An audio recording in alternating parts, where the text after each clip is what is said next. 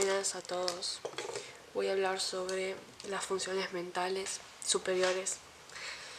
Y bueno, el término funciones mentales se puede observar por primera vez, creo yo, en el estudio de psicoeducativa de Vygotsky, en donde a partir de un enfoque sociocultural, un enfoque histórico-cultural, distingue dos tipos de funciones mentales, las superiores y las inferiores. Las inferiores son aquellas que están determinadas genéticamente y son necesarias para la adquisición y el desarrollo. En cambio, las superiores son el resultado de la interacción con los otros dentro de un contexto sociohistórico. Años más tarde, desde un enfoque de neurociencia cognitiva, Luria va a postular de que en realidad las funciones mentales son aquellas que están generadas por estructuras corticales específicas. Y bueno, aunque en la actualidad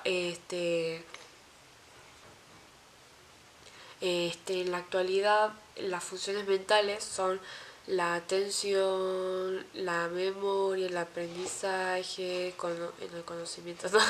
El lenguaje, emociones, conciencia, pensamiento y razonamiento, o sea, las funciones mentales ejecutivas. Las funciones mentales como tal son el resultado de la actividad de las células neuronales que conforman el cerebro y que además trabajan en tres tipos de bloques. El primero es de activación, que está bajo el control del tronco encefálico y el centroencéfalo, cerebro medio. Estructuras como la retina, la formación reticular, el diencéfalo, el sistema límbico, regiones medio basales, frontales y temporales son las que pertenecen a este tipo de activación. Sus funciones están relacionadas con el ritmo de la vigilia y el sueño, la atención, la memoria, la vida afectiva y la agresividad y la pasividad. Después tenemos lo que es el bloque de recepción,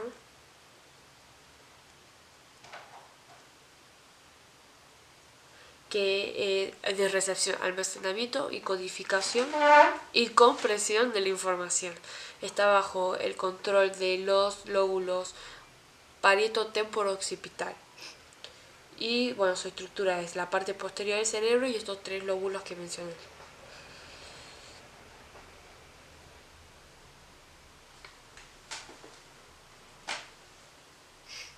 Como funciones tiene lo que es la comprensión del lenguaje, esquemas corporales, orientación espacial, cálculo numérico y la memoria.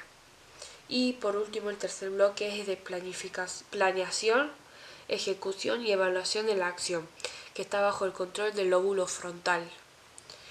Tiene estructuras de partes anteriores del cerebro y el lóbulo frontal. O sea, el lóbulo frontal. Esta es la parte anterior y la parte que yo menciono acá. La parte posterior del cerebro. Lóbulo parietal, occipital y temporal. El segundo, bueno, no importa.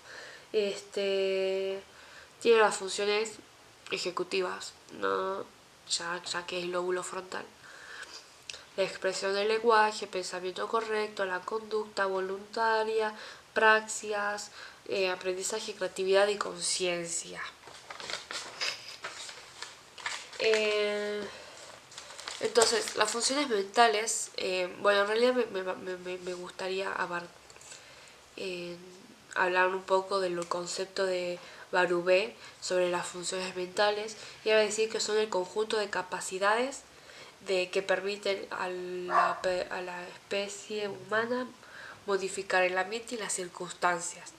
Él va a decir que estas capacidades ponen en juego, por ejemplo, la integridad, que ponen en juego la organización de la información perceptual, la rememorización del aprendizaje anterior, la integridad de los mecanismos córticos subcorticales que sustentan el pensamiento, y la capacidad de tratar dos o más informaciones o eventos de manera simultánea. Ya después nos damos con el modelo de mente de Fodor, propuesta por Jerry Fodor, filósofo del Instituto de Massachusetts, que creó la especialidad de filosofía de la psicología en esta universidad y basó todos sus estudios en Noam Chomsky. Yo creo que es muy importante esto porque habla mucho del nativismo, que ya voy a hablar un poco de esto. En realidad es muy complejo este concepto, esta teoría. Yo realmente espero que no me la tomen. Es la teoría de la mente, es la habilidad para atribuir estados mentales a uno mismo y a otros. Dice que la mente en realidad está compuesta por módulos especializados y autónomos, es decir, que no es homogéneo. Nos ha ayudado a entender cómo procesamos el lenguaje y cómo se organizan nuestras capacidades cognitivas. Él propone el TOM, T-O-M-M, que es un mecanismo cognitivo específico que facilita la comprensión de las intenciones y creencias ajenas. Y también postula el nativismo, que en el desarrollo de cognitivo se distingue entre el nativismo modular y el nativismo inicial. El nativismo modular defiende la existencia de estructuras mentales innatas y específicas. En cambio, el nativismo inicial sostiene que los niños nacen con representaciones y reglas generales que se adaptan y se refinan con la experiencia. Hasta ahí llegó mi teoría de modular de Fodor. La verdad, tengo más información, pero no quiero hablar de este tema porque es horrible. Voy a hablar sobre el proceso mental muy importante, la atención. La atención es un proceso cognitivo básico con el que se inicia el procesamiento de la información y pone en marcha otros procesos cognitivos. Regula y ejerce un control sobre la percepción y la memoria.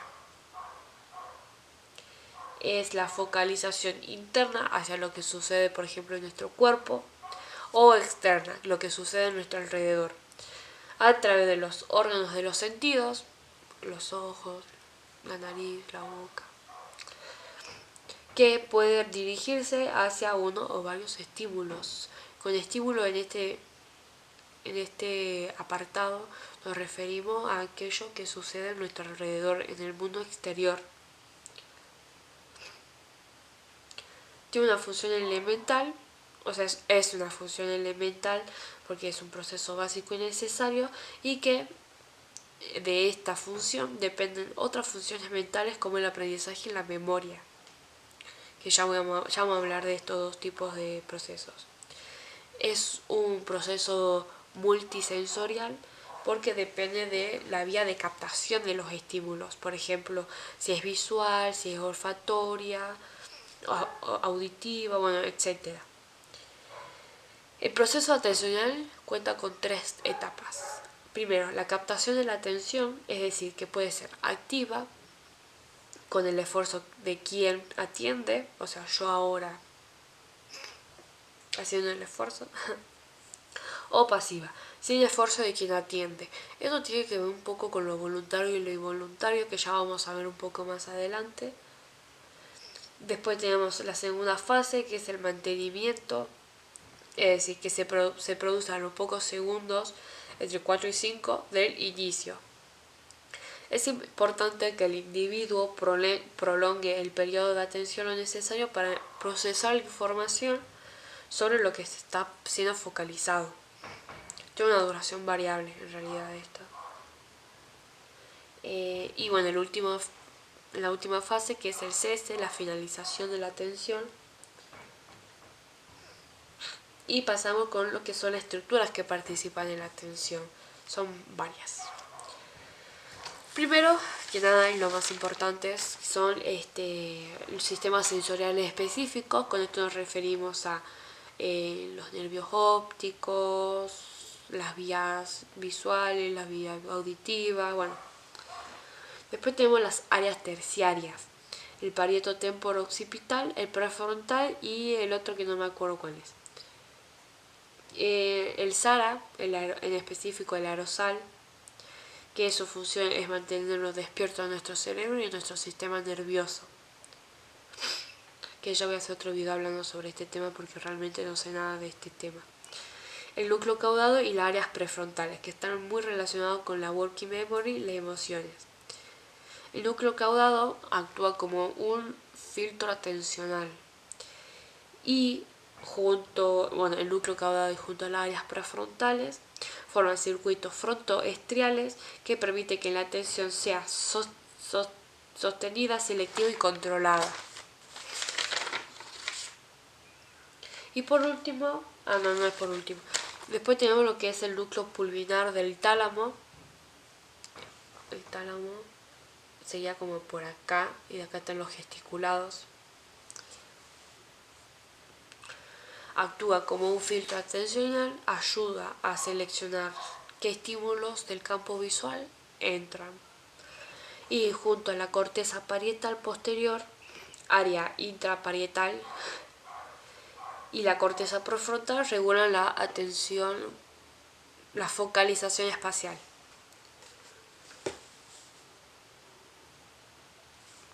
Esto quiero mencionar, se me hace como un dato curioso. Dice, cuando prestamos atención a un objeto en particular, el pulvinar sincroniza la actividad cortical en las áreas que procesan ese estímulo y reduce la interferencia de otros distractores. Y bueno, este sería el último, que es el lóbulo prefrontal, que tiene que ver con el mantenimiento y la selección de la atención. Sería el área 10, 11 y 12 y parte de la 9 de Broca. Tiene que ver con la atención sostenida. Y hablamos sobre las 5 características de la atención. Primero, la amplitud. La amplitud es la cantidad de información que podemos atender al mismo tiempo y la cantidad de tareas que podemos realizar de forma simultánea. Luego tenemos lo que es la intensidad, o también llamada tono atencional,